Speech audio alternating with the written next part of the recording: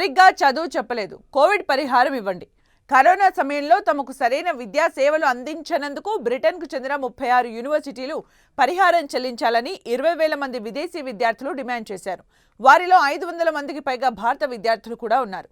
ఈ విషయంలో student group claim సంస్థ వారికి సాయపడుతోంది. స్వదేశీ విద్యార్థులను కూడా కలుపుకొని 2020-21 విద్యా సంవత్సరానికి గాను 1.7 లక్షల మందికి పరిహారం చెల్లించాలని సంస్థ డిమాండ్ చేసింది. ఈ మేరకు ఆయా వర్సిటీలకు తాజాగా నోటీసులు పంపింది.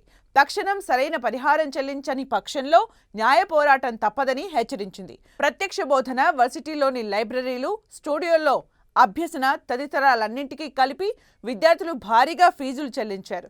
కానీ కరోనా కారణంగా బోధన పూర్తిగా ఆన్లైన్లోనే జరిగింది. దాంతో వారికి తీరని నష్టం వాటిల్లింది అని ఆరోపించింది. రెగ్యులర్ గ్రాడ్యుయేట్ కోర్సులతో పోలిస్తే బ్రిటన్లో ఆన్లైన్ కోర్సుల ఫీజులు 25 నుంచి 50% మేరకు తక్కువగా ఉంటాయి. కరోనా కారణంగా రెగ్యులర్ కోర్సులు కూడా ఆన్లైన్ తరహాలోనే సాగినందున ఆ మేరకు ఫీజును విద్యార్థులకు వెనక్కి ఇచ్చి ఉండాల్సిందన్నది స్టూడెంట్ గ్రూప్ వాదన. అన్ని ఖర్చులు చుక్కలనంటిన కరోనా కాలంలో ఆ మొత్తాలు వారికి ఎంతగానో పనికొచ్చేవని ఆ సంస్థ గుర్తు చేసింది.